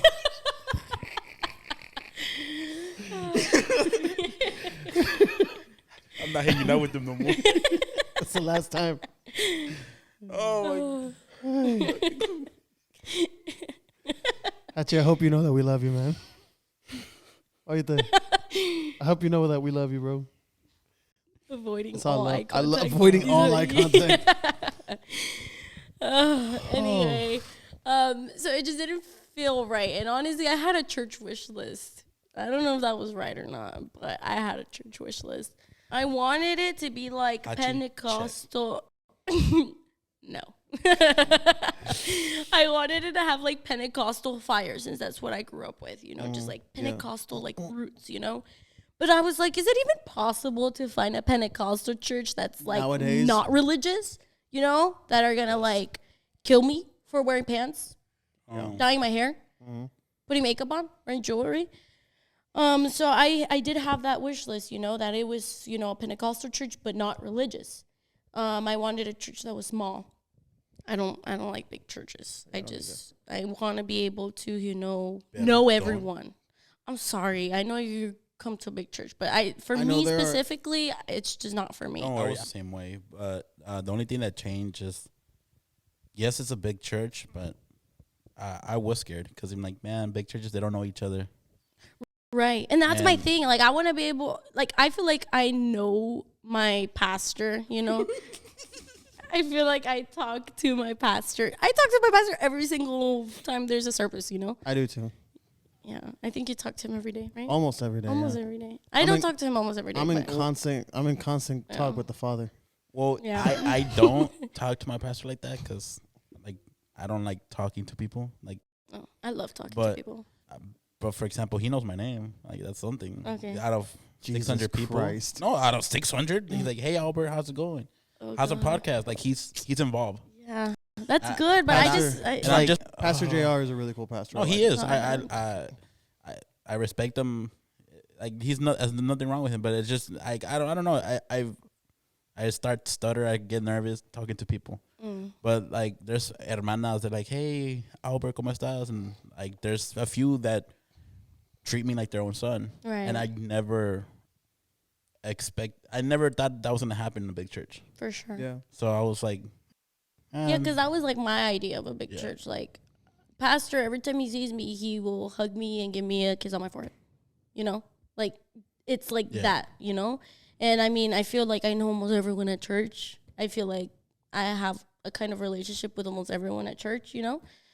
So that was something I was definitely looking for, and I didn't know it was possible. But first time me and my sister went and visited Taller del Alfarero, it immediately felt like home. Immediately. And another thing was, I feel like there's a lot of churches where, you know, presencia del Dios is just not there, you know? And I mean, at least for my old church, it would be once in a blue moon when I would feel the Holy Spirit. And I don't know if it was just me or if it was just, you know, that just the Holy Spirit was just not there, you know? Yeah. I feel the Holy Spirit every single weekend. Talking about last Sunday though. Yeah. Last Sunday was crazy. It was good. You missed it, bro. You did. You missed it. I'm just like, okay. No, but yeah, that's definitely what I was looking for. And I mean, it was actually like a thing where my sister I did not want to go to a church at all.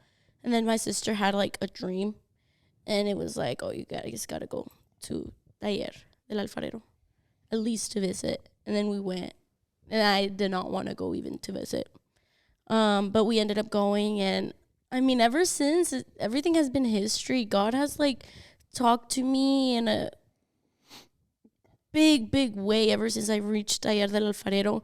I've grown spiritually like you have no idea. Again, like you said, that church hurt was necessary for me in order to reach where I'm at now. I've grown like crazy. My relationship with God, always, of course, there's always room for improvement. Yeah, right. I just feel like, for example, like sometimes, like you said, like sometimes we had to go through the church hurt so God could take us out that comfort zone. Yeah. Like, for example, me in my old church, I wasn't anything. I was just. You were something, bro. No, like, I mean, like, I wasn't in the worship team. I wasn't in the media. Don't sell yourself short. But every time I would talk to the pastor, hey, I want to join the worship, he's like, it's not your time. You're not ready. I was like, okay, I guess. Like, you know better. That's. Right. But as soon as I got here, one of the guys told the worship team, like, hey, he sings and plays the guitar. I was like, how do you know? Like, Yeah. I don't know you. And the worship team leader was like, hey, come do an audition. I was like, okay, I guess. And I came and I was nervous. I was like, I don't. Anyways, like, so I got into the worship team. Then they made me the leader of the young adults, and then they made me a teacher of the Royal Rangers. So I was like, wow, I'm serving everywhere. Like, What are Royal Rangers? Like Boy Scouts, the leader of the Boy Scouts. Oh. I'm not gonna lie to you. I thought like Christian Power Rangers for a second. Go Royal Rangers. Oh no. But like that, yeah, like I never thought I would be serving as much as I do now. Like, I'm in the media, I'm run the sound, the worship team, sing, guitar. You got a young swanky little adults. podcast. I have a podcast now. Like, You're managing Dude, one like- of the hottest artists in Houston right now. shout out to Hachi. I'm like, Wow. not like I never thought like I always say I'm horrible at talking with people, but God's using that. Like, He knows I don't like talking to people. He knows I'm really antisocial, but me saca de eso and puts Right. me leadership. Now I have to talk to people, like new people. Oh, hey, what's up, bro? My name's Albert. Thank you for welcome. Thank you for coming to the mountain. Just stuff like that. It's just so, like you said, like, I'm thankful for that church hurt. Right. Yes, it sucked. Yeah. It hurt, and did bring bad days. But look at the outcome. You needed to learn what was the wrong thing to happen in church for you to actually be able to appreciate Yes. the correct things or That's the right. right things, the things that are closer to God. I agree with y'all in that, you know, sometimes church hurt is necessary. It sucks. It's not ideal, but sometimes it's necessary for us to open up our eyes and say, you know what? And I'm not saying that every time you get church hurt, get out of the church. Yeah. That's not what I'm saying at all. That's not what I'm saying at all. These are just very isolated moments. Right. Very isolated moments where God lets that happen so that you are able to wake up and kind of get to that point For sure. to where you're a better person, you're a better Christian, you're a better believer. Yeah, and a big thing I learned this whole process was that you don't necessarily need a privilegio Right. to have that relationship with God or for God to even use you, period. Because, I mean, right now, I'm not necessarily serving at Taller del Alfarero, but I would have never thought in my old church that I was going to be praying over people. Right. Like, ministración time comes, pastor's like, I need you to go pray for this person. Yeah, God's still working on me. Valeria tells me, go pray for this person. The other day, hermano Pablo, go pray for this person. And I mean, I fight myself each time because it's like, who am I? I'm not worthy of it, you know? Just this Sunday, que acaba de pasar, God told me, go pray for Valeria. I'm like, Not for Valeria. No, not because of that, because the way. No, because, and me and Valeria had a conversation about this after, because, you know, she was just like, God told me to go pray for her. And my way of thinking is like, I've seen how God uses her. I'm not worthy. Yeah. But you need to remember that God could have, remember the time whenever God was talking to the 5,000 people. Yeah. God didn't go to a restaurant to get people food. He didn't go to, nearby McDonald's to get people something to eat. No, a boy brought the food to him. Right. And people focus a lot on the bread and the fish, but they don't realize on the person that brought that to Jesus. That's right. And right now, you may feel like you're a child spiritually. You don't feel like you're at that position to be able to pray for people that you may see at a higher level in you. Right. But that's when God uses you the most, because that's where you bring in the fish and the bread.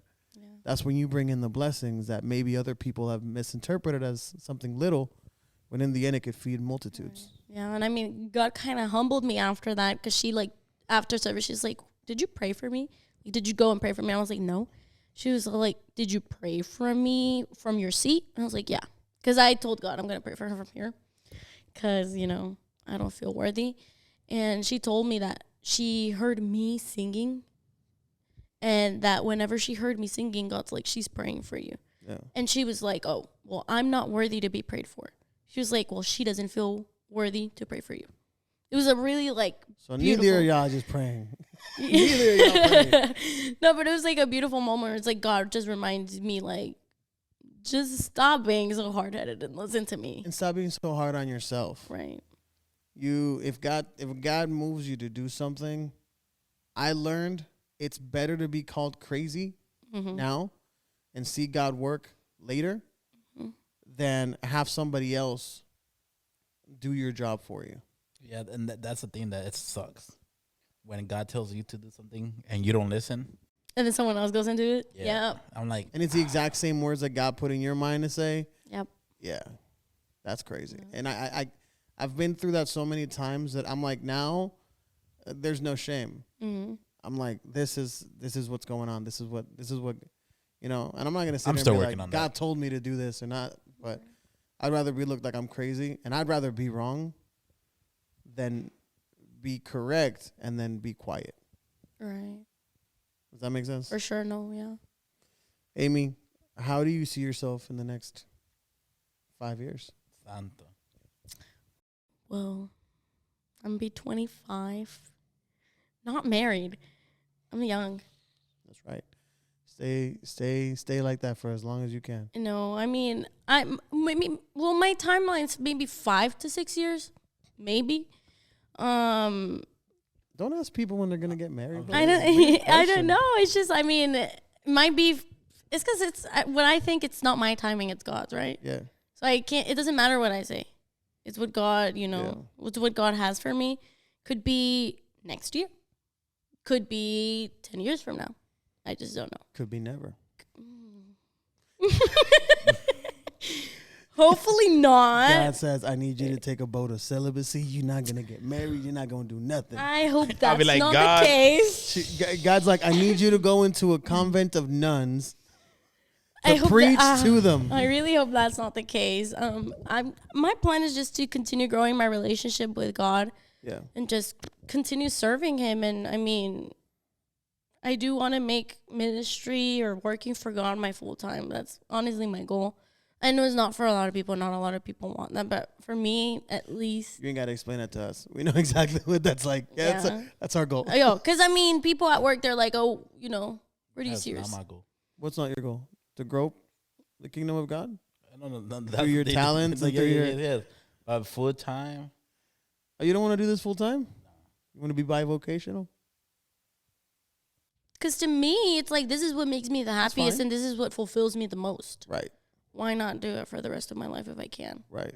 So, honestly, just, work for the kingdom of God, hopefully expand YASHAB and, continue doing that, working for God and whatever he places me to do.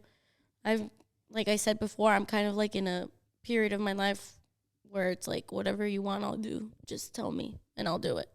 Yeah. So that's really where I see myself in 5 years. Just continue serving, growing my relationship with God. I don't know if married yet or not. It's up to God. But don't even worry about that. We just like to joke around. No, don't even worry about that. Yeah. Let God do what he needs to do. Right. Yeah. That's about it. My 5-year plan. That's awesome. There's a lot of businesses out there, but if there's a business that I know and I've been secretly kind of supportive about, and you can ask Albert, has been your business, and I see the amount of care you put into it, and I see the way it's just kind of been skyrocketing. Thank you. And I wanna wish you not good luck. I don't want to wish you good luck because we don't believe in that. Right. But I want to wish you a lot of blessings. Thank you. In what you're doing and how you're moving forward, because I see that you are taking the right steps to do that. Thank you. And sorry to interrupt, but That's fine. It's your turn. just a thing. There's gonna be a lot of negative feedback. A lot of negative feedback. But you keep doing yourself, even your own. Starting now, we have a list. No, like even Secret hate comments that you've been receiving from your shop. Right. You're gonna react to them like now. you might even your family like, hey, are you sure you want to do this? Like you're not wasting your time. Like, Right. ignore that. Yeah. For sure. It's gonna be hard, but you know the reason why you're doing it. For the God. longest time, I had a family member tell me, "Oh, you don't like it, right?" For the longest time, I had a family member that told me, "Hey, don't Read that. don't do the music thing because you're not gonna make any money off it. Don't do the music thing because you're always gonna be broke. You're always gonna do this. You're always gonna be that." And I'm not gonna lie to you, it did affect me a lot. Until I decided it doesn't make sense for me to listen to other people other than what God has told me. And if I can give you any type of advice as a creative, not as a minister, not as a singer, but as a El creative, Obispo Jova? as a fellow creative with you, if I can give you any advice, is listen to you and listen to God. Only you and God can make the decision that's right for your company, or it's right for your art, for whatever you're doing. Those are the only people that matter. And as soon as you set your goals and you decide that this is how I'm moving forward, full steam ahead. Right. Don't let anybody stop you. Don't let anybody tell you that it's not going to work. Don't let anybody tell you that it's not, because I see it. Thank you. I see the future, and I see how that's going to be, later on down the road. So you can continue. My bad, Dad. And if God put this in your heart, it's for a purpose. Right. So God would not put something, for you to fail. Right. Maybe it's to teach you something, but it's going to lead you somewhere else. For sure. So, like, especially with experience, like with JOVA's music and all that, right now you're starting and you're seeing what God has done. More doors are going to be open and you're going to be more amazed, and that should push you forward. For sure. And soy una persona que I rely too much on, let's be realistic. But sometimes, but Jova has pushed me like, you know what? Yes, be realistic, but where's your faith? So have more faith than being realistic. And yeah. Sometimes your faith has to be impossible. Yeah. And it's what I tell him all the time. I'm like, look, man, I understand we don't got the money for this. He worries about it the most. We were the shirts. Okay. And I know you don't like to talk about this, but I just have to say it because it is a testimony. And I hope you're okay with it. But with the shirts, we were arguing a lot because we didn't have the money to pay for the shirts. We didn't have the money to pay for the shirts. And we were trying to figure out, okay, who's going to pay for it? What are we going to do? Are we going to use a firm? Are we going to do this? We may not even be able to get the guy that we have right now that gave us a shirt because he's asking for too much. And this is this, but this is a design that we want. And this is a quality of shirts that we're looking for. And this is this and this and that. And at some point we just stopped and I was like, look, we don't have the money right now, but God's going to provide it. Literally 2 days after, right? 2 days after, money was there. Yep. And we got the shirts. We had some runnings with the guy, but the shirts were there, and we have the shirts in the back. Shout out to Lo. Shout out, hey. But still, the reality is, yeah, when you use your faith and when your faith is greater than your circumstances, and you know that God is going to provide, that's it. That's game over. That is so true. That's how you know God is leading you to do that. Yeah. Similarly happened to me where, I wanted a photo shoot, but I was like, do I want to invest money into this, or like, should I just go all out investing all this money, or should I just because I was seeing and I was researching other Christian clothing brands. For the most part, most of them have started off with iPhone pictures, Yeah. So I was like, I'll just stick to iPhone pictures. That's fine. And then literally a few days later, a Christian photographer posts that he's having free photo shoots to expand his portfolio. I'm like, dude, if this isn't God, I don't know what is, everything was aligning perfectly, and just how you guys aligned, like y'all's shirts, it aligned perfectly. That's how you know it's God pushing you to do this and being guided by God. I agree. And just the last thing, like, we are here to help each other. For sure. So if you need any help, like, I know people networking. Hey, Yeah, I know Photographers, videographers, know everything. Yeah, for sure. So we're here to help. And I really appreciate all y'all's words. It means a lot. Like, you guys have no idea. I feel so much support from you guys, everyone at church supporting me. The amount of support I've received, although it may not be a lot for someone, for me, it's a lot. Yeah. And it's so much. And I feel so overwhelmed in a good way. And I really appreciate you guys. I'm a JOVA fan all the way, by the way. A Church Misfits fan all the way. Like, even my mom, she's like, hey, ponte Kamehameha. Like, Kamehameha. No, she loves that. She loves Hijo de David. Yeah, HDD. Yeah. She loves it. For her and my dad's 25th anniversary, my sister, we took like a trip, a family trip. We took him to Xochimilco in Mexico. Nice. And they had like little trajineras. They decorated all nice. We get to control the music. My mom's like, I want HDD. I was Nice. like, okay. That's I think honor. have you seen the video? Yeah. I think I've seen the video. Yeah, it's such an honor. Of course, we love your music. I'm always, Thank you. hearing your music. So, and I love the podcast. Honestly, I kind of miss not being in school because my drives are so long.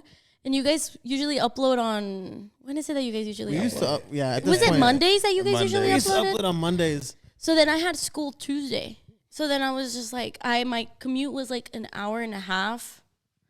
But yeah, like from home to school was like an hour. And then back was like maybe 45 minutes. So about an hour and a half. Listen to halfway. I listened to halfway. And then my walk to class was ridiculous. So then I would also listen to it. I was just always listening to you guys. I wish I had that time now, but just listening to the car whenever I can. So I really appreciate you guys, and I love y'all's podcast. I really do. I love your music. Thank you. And I really appreciate you guys having me here today. I appreciate you offering for me to sell at your concert. By the way, I told her she could. That's fine. Sweet. Yeah. Awesome. So yes. I'm excited to be there. I mean, obviously this is going to be uploaded after the tour. Or actually, you have other dates, right? I do have other dates, yeah. And you're invited to all of them. Well, yeah, definitely. Okay, so Hopefully I'll be there. Talking about the Not the second tour. March. There you go. Sorry. So the purpose of this is not to get famous. It's not to get views. It's not to get none of that. I don't care about that. Right. I don't care about that either. This is what I told the church yesterday, which was really awkward, but I don't like talking to people. But I told the church, I don't care if only one person comes. If they accept, I'm happy. Mm-hmm. So yesterday fuimos a evangelizar. We prayed for someone, and we prayed for him, and he's like, thank you so much. I really needed it. The other person, there was una dama. She started crying. She's like, this is an answered prayer. I was like, you know what? I'm happy. That's it. This is to tell the community there's a church here that's willing to serve and work and help. Right. I'm tired of seeing churches not doing nothing for the community. I'm tired of mediocre churches. Yes. We're calling you out. Yeah, it's time to call the churches out. I'm calling you tired out. to seeing churches not growing. Why? Get to work. You're being It's mediocre. time. You're being mediocre. It's time. I always hear churches are not growing. Where's your work? Where's your Right. get to Show work? me the receipts. What are you doing? So this is for the community. This is for the people. I'm here to serve, here to pray for you. Like I've told my team, my worship team, if there's someone that needs prayer, I'm expecting, and y'all need to pray for people because that's the reason you're in the worship team. Right. To be ready for any moment. And if you can't, then you can't be in my worship team. That's right. But that's the purpose of the tour, and to help small businesses because I support small businesses 100%. We support small businesses. We support, and So our last segment of the podcast is our the worship song of the week, right? Worship song of the week. There That's you go. right. Me viene a buscar. Have y'all heard it? Is that By the one like who? Yeshua? By who? I think it's Oreb Collective. Yeah. Is, It's not Odeb Worship. It's Oreb Odeb Collective. Have you heard it? Más la iglesia será. What's the difference of whatever worship and whatever collective? The names, brother. It's different bands? Different bands. Mm-hmm. Oh. I've heard it. Yeah, it's It's gotta great. be mine. What's yours? My song? I have 3. Whoa. Why are you being so extra today? Because I got you. Hang on. You're gonna play it, huh? No, I'm not gonna play it because I haven't paid my iTunes. I'm the definition of a starving artist, y'all.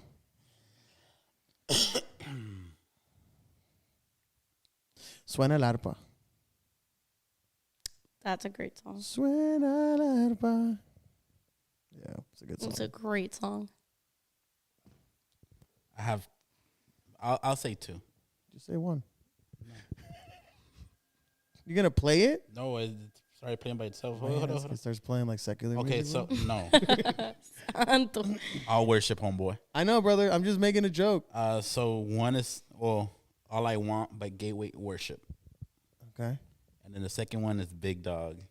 Big Dog isn't even out yet. Stop leaking my Exactly. stuff, bro. Hey. You and Naomi are a problem. Hey man, I can't stop Naomi- listening to that song. Naomi did show me one. I liked it. You and Naomi are a problem, bro. You and my wife are a problem. Y'all I'm need a to manager stop for a leaking my reason. music. No, I'm your manager for a reason. that's right. That's But right. yeah. That's right. Amy, can you let the viewers know where they can find you, where they can find your clothing brand? Yes. So all the social media handles for Instagram, TikTok is yashab.apparel. Website is yashabapparel.com. That's YAS. It's HAB gonna be in the link below. Yeah. We're gonna put it on the link below. Yes, ma'am. apparel, APPAREL.com. It's not launched yet, but by the time this is up, it should be launched. Right, and we're gonna have like different like shirts and stuff like that. Yeah, we have about, if I'm not mistaken, 10 different designs. Hopefully, as the time goes on, I can start, dropping new collections and stuff like that. Are we looking for like a JOVA and YASHAB? Honestly, Collab? I was thinking of collabs with you and Worship Night. That would be pretty cool. That'd be pretty cool. Which, by the way, Worship Night, September. Also- Oh, it's gonna be. Oh no, it's not gonna be up before then. No, March 23rd. March 2nd. We're gonna upload this video after March 2nd. Oh yeah. So we'll see you at the tour, but also go to Worship Night, March 23rd over in Third? Baytown Yeah, at 6 p.m. at 6 p.m. What's on the 22nd? Oh, The 22nd is Heram's thing, yeah. So yeah, go worship with y'all. With Con the su church. servidor. Con su no. Unfortunately, I will not be attending Worship Night this year, or at least this time, but I may be back by September. So y'all go worship with my friends and my family and tell me how it went. And I'll give you, if you tell me how it went, I'll give you a Pokemon card. Bro, we should give away Pokemon cards with the shirts when he sell them. We'll talk about it. We'll talk about something else. Okay. All right. Thank you, Amy, for Definitely. el Thank you so privilegio much. to have you in our podcast. Jova, it was nice having this conversation with you. Whoa, why so formal? I don't know. Very formal. That was I don't very know, formal. I don't know how to finish. Ya no me amas, bro.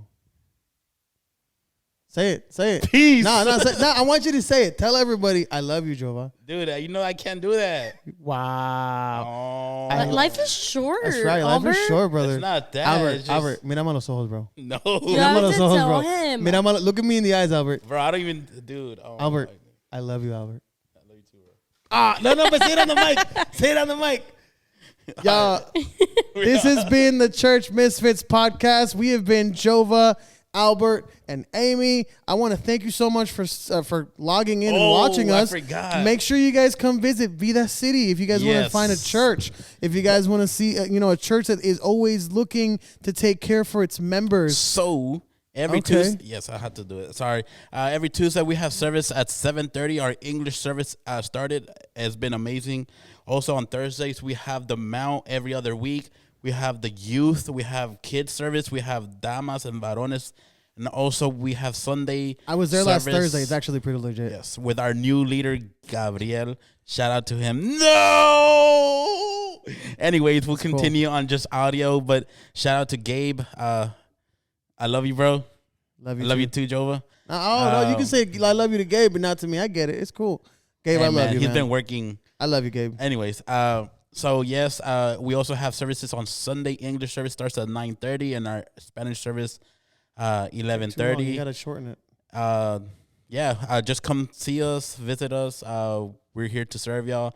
We also have an amazing church over there at Hockley, Texas, and I'll give it up to Jova for him to sponsor his church. Come visit us at church.